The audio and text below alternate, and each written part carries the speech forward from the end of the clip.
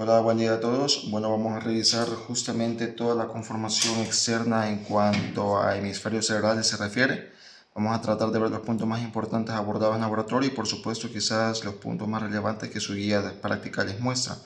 Vamos a ver primeramente esta pieza. Esta pieza recuerde que pues únicamente están viendo la mitad del cerebro, por así mencionarlo, y cada mitad del cerebro está dividida. Bueno, mejor dicho, en contexto, el cerebro como tal está dividido realmente en dos hemisferios. Que ustedes están viendo aquí en mis manos es justamente el hemisferio izquierdo. Recuerde, ¿verdad? Usted puede ver dos diferentes polos. Polos, cuando yo hablo de polos me refiero a prácticamente las puntas, por así mencionarlo, pero no quisiera mencionarle como puntas, sino que realmente su nombre propio es polo, que son estas dos grandes prominencias que tiene. Usted lo puede reconocer así y esto le sirve de guía para poder reconocer tanto el polo frontal, el polo prácticamente el temporal y el polo occipital. O sea que prácticamente el único que no existe es un polo parietal realmente, ¿verdad? No hay una punta parietal, por así mencionarlo, sino que son tres polos diferentes. A eso me refiero con polos. Vea que son dos anteriores y solamente uno posterior. Esto le sirve de referencia para saber qué es lo anterior y qué es lo posterior. Únicamente para eso es que me sirve justamente esta identificación. Aparte de eso, también es importante que tengan en cuenta las superficies. Cuando yo me refiero a superficies, me refiero a desde qué ángulo lo está viendo o desde qué cara lo está viendo prácticamente. Si lo ve desde este ángulo, así como lo tiene usted de frente, esto es realmente la superficie dorsolateral, perdón, la superficie dorsolateral. La superficie medial, le recuerdo una vez más que para poder ver la superficie medial, usted tuvo que haber tenido prácticamente un corte sagital, prácticamente cortando tanto en el lado izquierdo como en el lado derecho todo el cerebro. Solo así se podría ver realmente un corte medial, separando directamente hemisferio de hemisferio. Si no existiera eso, si no pasara ese tipo de corte, tendríamos lo que es el siguiente hemisferio y podríamos ver siempre la misma superficie dorsolateral. Así que aquí en resumen les muestro superficie dorsolateral, superficie medial y únicamente la superficie basal o superficie inferior, es como que lo vea desde abajo. Para mostrárselo mucho más fácil, le voy a mostrar un diferente corte que es realmente el siguiente. En este corte sí se puede ver apropiadamente toda la superficie inferior o superficie basal. Basal de base, por supuesto, porque estamos en la base del cerebro. Incluso usted puede ver ahí cortado parte del mesencéfalo, que es directamente una de las porciones del tallo encefálico. Aquí pueden ver la base, ¿sí? Que les sirva de referencia a este corte. ¿Qué más teníamos aparte de eso? Una vez mencionado los tres polos, las tres superficies, recuerde que son cosas muy diferentes, polo, superficie. ¿Y por qué me hace falta mencionarle lo anterior? Porque una vez están reconocidas las superficies, usted ya puede delimitar directamente, al menos desde la superficie dorsolateral, ya se pueden delimitar los diferentes lóbulos. Lóbulos, recuerde que pues de manera tradicional manejamos que son 4 diferentes lóbulos cerebrales. Eso es lo tradicional, lo que se nos viene diciendo siempre, lo que mencionamos en las prácticas correspondientes.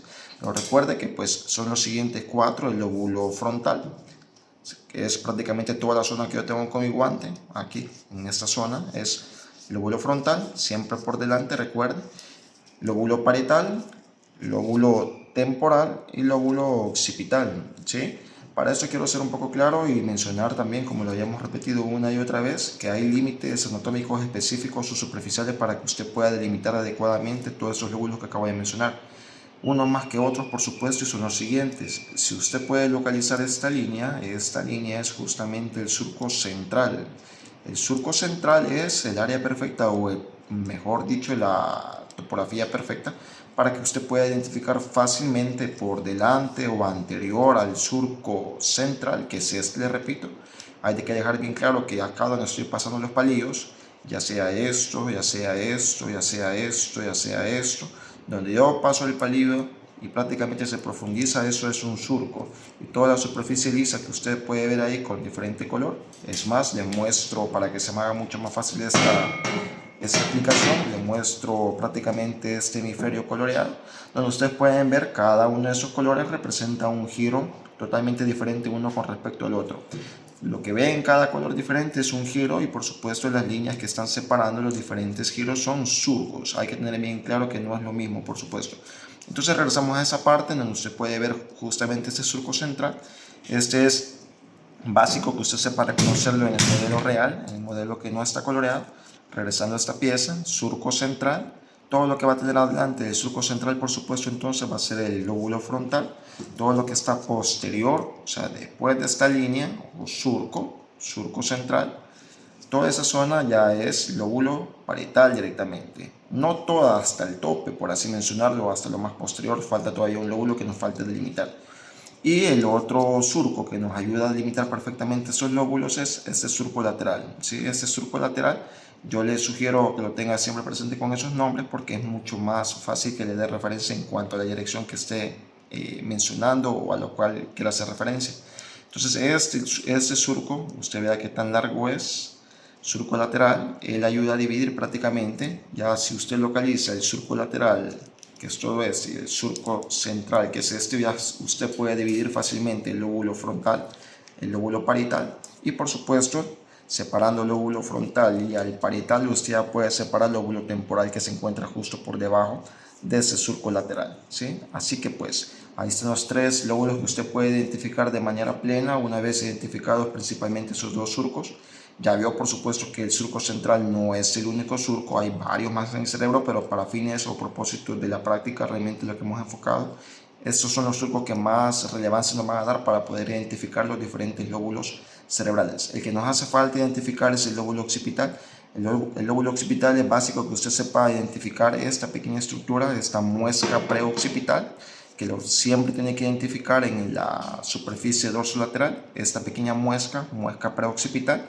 Y si usted se va directamente a prácticamente a la superficie medial de este cerebro, de este hemisferio, ustedes pueden identificar este gran surco. Este gran surco sí es identificable, pero únicamente en la superficie medial. El nombre de él es prácticamente surco parieto-occipital, que está uniendo directamente la frontera entre el lóbulo parietal, que es toda esta zona, y el lóbulo occipital. Solamente viéndolo desde la vista medial es que se puede identificar adecuadamente ese surco. Si usted se va de este lado ya no se puede identificar correctamente. Por eso tomamos de referencia esa pequeña muesca preoccipital y directamente, si usted se fija, ese surco a lo más que alcanza a llegar en la superficie dorsolateral es hasta acá. Entonces toma de referencia este punto y toma de referencia este punto y se traza una línea imaginaria directamente. Esa línea imaginaria le ayuda a trazar por lo menos la zona topográfica del lóbulo occipital. Ahí están los 4 lóbulos que conocemos de forma tradicional. También en práctica mencionábamos que es posible identificar otro lóbulo más si es capaz de aperturar o de abrir directamente ese surco lateral. Es como que yo meta mis dedos, incluso hay una imagen de referencia en sus demás imágenes de revisión para el laboratorio, que si usted llegara a meter los dedos acá y es capaz de abrir el lóbulo, prácticamente el surco lateral, perdón, usted podría llegar a otro lóbulo más, que es el lóbulo de la ínsula. Ese lóbulo de la ínsula, para que usted me entienda, es como que yo meta los dedos acá, le repito, lo abre y usted puede llegar a lo profundo. Tengo un modelo para enseñarles esto, que también es el mismo modelo que han estado relacionados ustedes. Recordarles que este era un modelo armable. Usted puede ver acá directamente el polo frontal, el polo parietal, el polo occipital, y le mostraba esta pieza armable. Acá es lo que le digo, que si usted es capaz de abrir ese surco lateral, usted puede llegar a lo profundo, y ese gran lóbulo que se encuentra acá es el lóbulo de la ínsula, ¿sí? Es profundo, pero hay que abrirlo. En pocas palabras, es un lóbulo prácticamente que se encuentra oculto, ¿verdad? Aparte de los 4 ya superficiales que mencionamos. Entonces, en resumen, 4 lóbulos: frontal, parietal, occipital y lóbulo temporal, junto con un quinto que se encuentra oculto, que es el lóbulo de la ínsula. Cada uno, por supuesto, con funciones asociadas. Aparte, ya mencionamos las superficies, ya mencionamos quizás los principales polos, superficies que mencionaba también que era visto como que si fueran caras, ya vimos los principales lóbulos. Ahora también destacar quizás desde otro punto de vista, desde otro tipo de corte, ya vimos los cortes, un corte sagital donde podíamos ver todo eso. Este es un corte muy diferente, por supuesto. Ve acá, esto es un corte transversal, es como que se ha cortado, se ha retirado la parte superior del cerebro, por así mencionarlo, y le ha quedado la parte inferior. Por eso es que usted puede ver directamente la cara basal o la superficie basal prácticamente de ese cerebro, ¿sí? Así que identifique o caiga en esa perspectiva de que es un corte transversal, ¿verdad? Si yo monto la pieza que tenía anteriormente, es como que yo armara de esta manera, ¿verdad? Como que quede de esta manera. Corte sagital, este es un corte transversal. Y en el corte transversal también es capaz de ver diferentes estructuras, por supuesto que también nos interesan para esta zona de corteza. Prácticamente acá usted puede ver, le mencionaba, quizás hubiera sido ideal empezar con ese punto, pero pues ya está en marcha. Vamos a tocar directamente, que siempre recuerde que en la superficie, y creo que este es el mejor corte para ver esto, usted puede ver en la superficie del cerebro directamente un tipo de sustancia, que esta zona que usted encuentra un color más contrastado, es la sustancia gris. Y por supuesto todo lo que ve en color blanco es la sustancia blanca. Esas son las dos sustancias en las cuales está formado todo el sistema nervioso. Recordando y siempre haciendo rememoranza para esto, toda sustancia gris está compuesta principalmente por somas o por los cuerpos de cada neurona, ¿verdad? Que son aquellas células o unidades específicas del sistema nervioso central.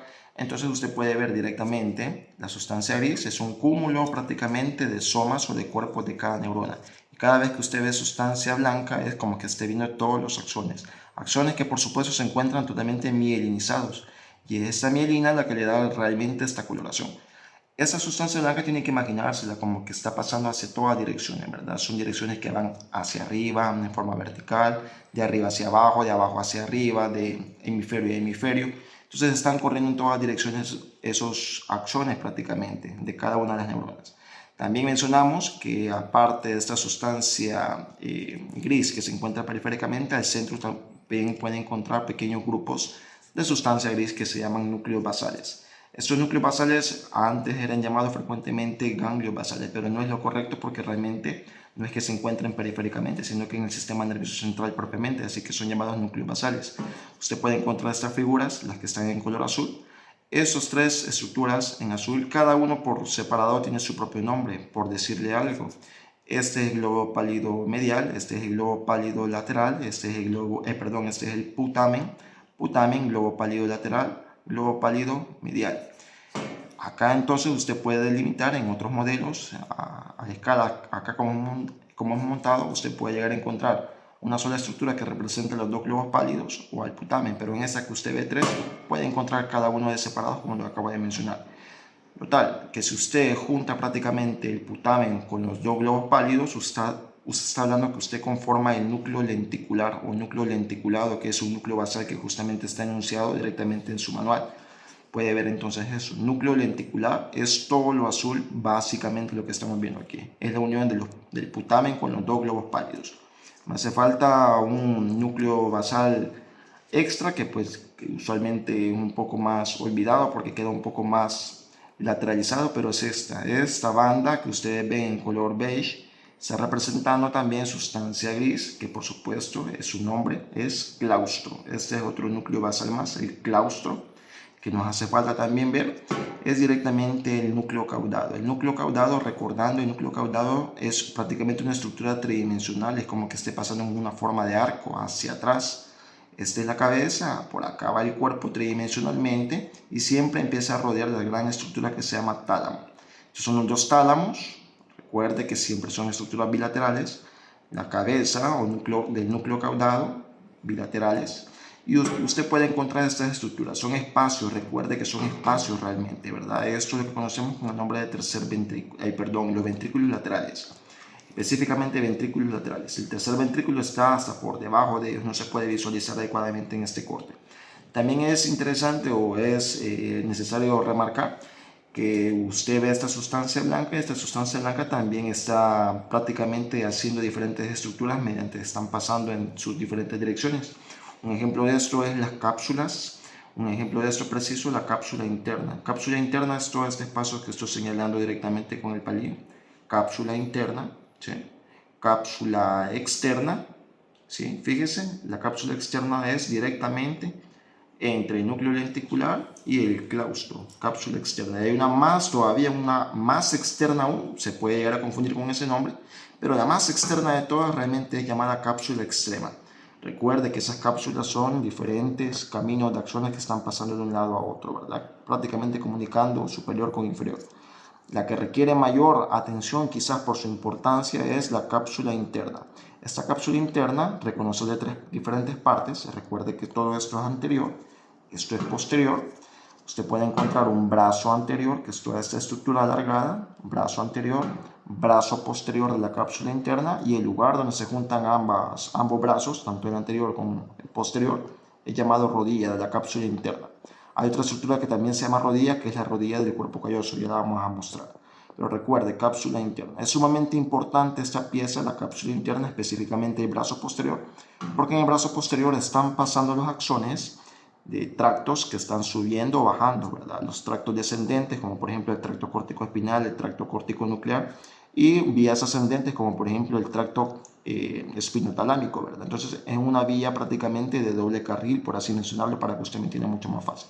Entonces, en resumen, cápsula externa, cápsula extrema, esta blanca que ustedes ven más periférica, y por supuesto la gran cápsula interna, que puede llegar a poseer un brazo anterior, un brazo posterior y una rodilla. Esta zona es la corteza de la ínsula, recordando, ¿verdad? Le mencionaba que hay que abrir directamente el surco lateral para que usted pueda ver directamente esa corteza de la ínsula, que es otro lóbulo que se encuentra totalmente oculto directamente. Otras estructuras que también precisan acá es esta gran línea. Esta gran línea es la fisura interhemisférica. Recuerde que es la estructura que está separando prácticamente los hemisferios. O sea que en pocas palabras, que si yo tengo un cerebro completo, como yo ponga esta pieza acá, la misma línea que están viendo superficialmente separando los dos lóbulos, los dos hemisferios, se puede meter los dedos ahí y puede llegar a separar los dos hemisferios hasta llegar a una gran estructura que nosotros conocemos con el nombre de cuerpo calloso.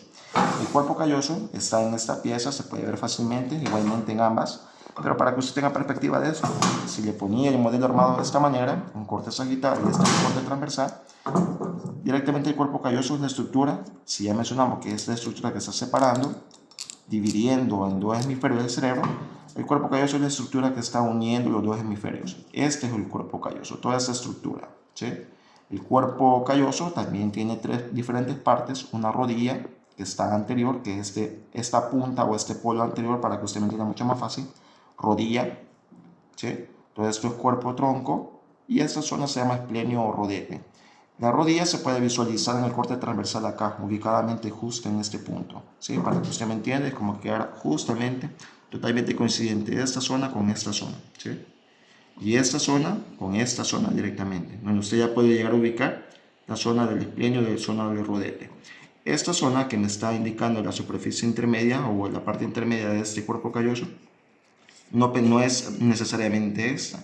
Recuerde que también estas estructuras son pues tridimensionales, de tal manera que esta estructura no es realmente el cuerpo o el tronco del cuerpo calloso. Esto es realmente la separación que está dividiendo o la pared que está dividiendo a los dos ventrículos laterales, ¿sí? Entonces esta estructura se llama septo pellucidum, ¿sí? El septum pellucidum.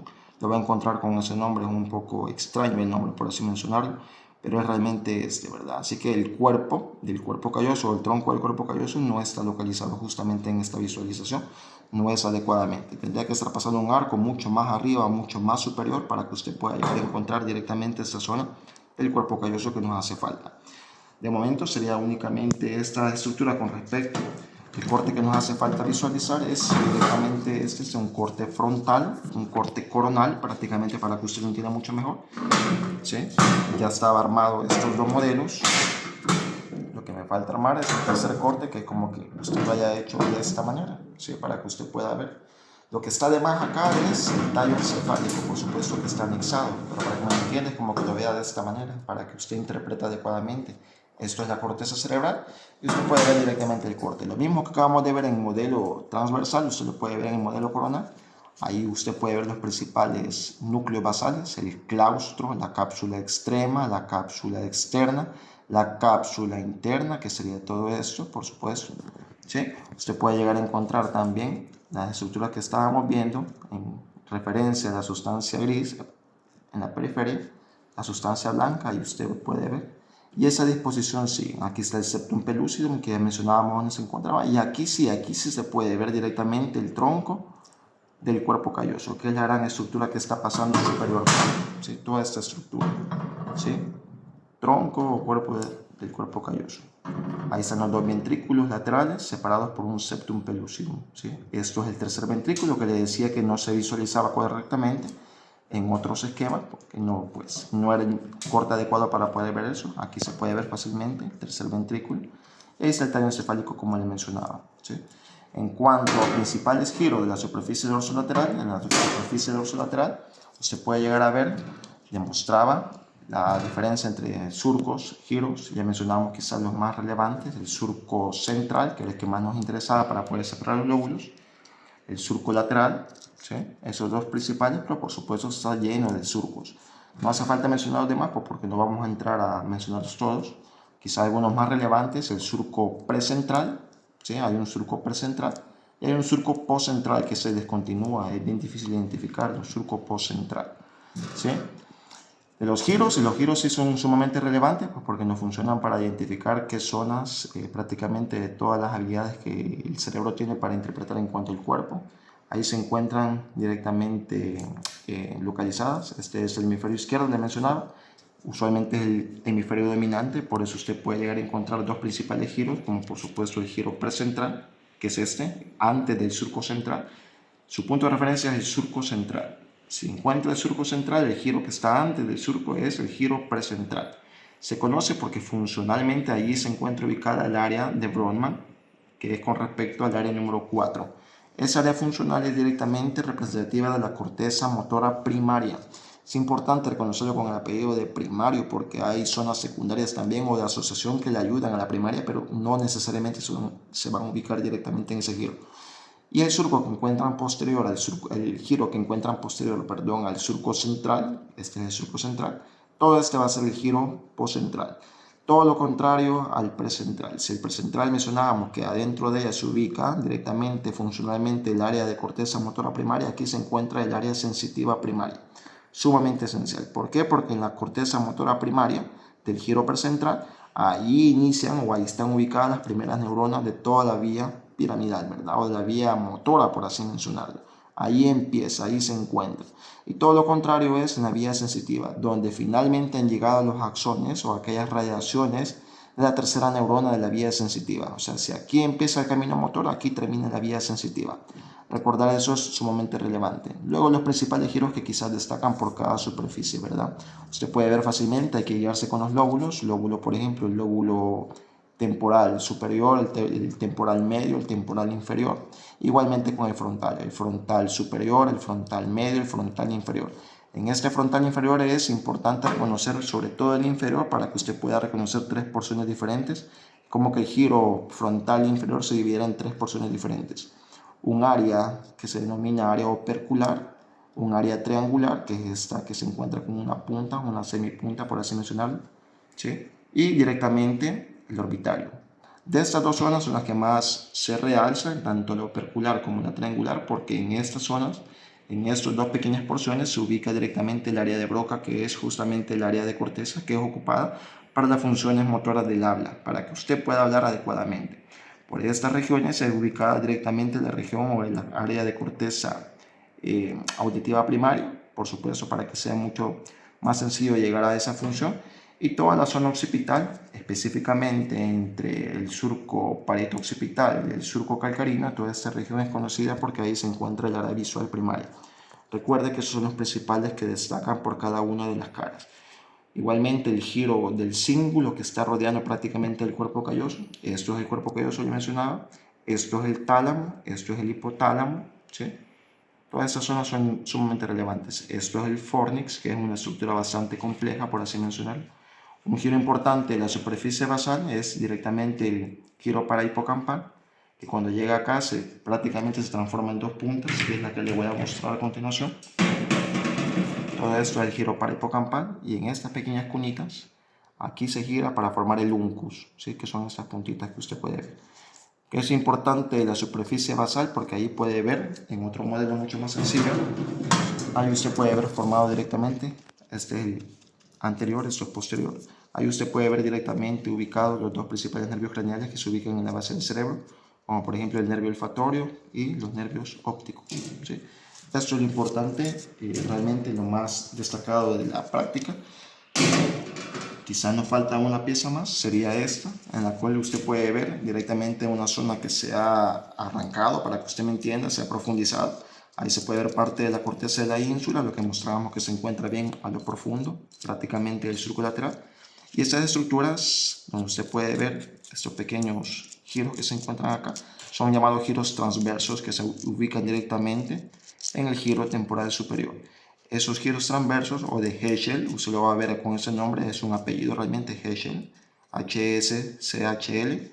Entonces esos giros únicamente son prácticamente para zonas que tienen que ver con zonas auditivas, ¿sí? Pero hay que abrir esa zona para que pueda ver. Estas líneas representadas únicamente para que usted pueda entender el contexto de que hay diferentes formas de cómo circulan los axones en cada componente del hemisferio, ¿sí? Realmente eso sería lo más relevante en cuanto al tema que estamos visualizando para esta ocasión, que es directamente corteza cerebral. Hay que apoyarse en la histología que está agregada como imágenes y pues por lo demás, esas serían todas las dudas que se tendrían de momento abarcadas. Así que pues les agradezco su atención. Gracias.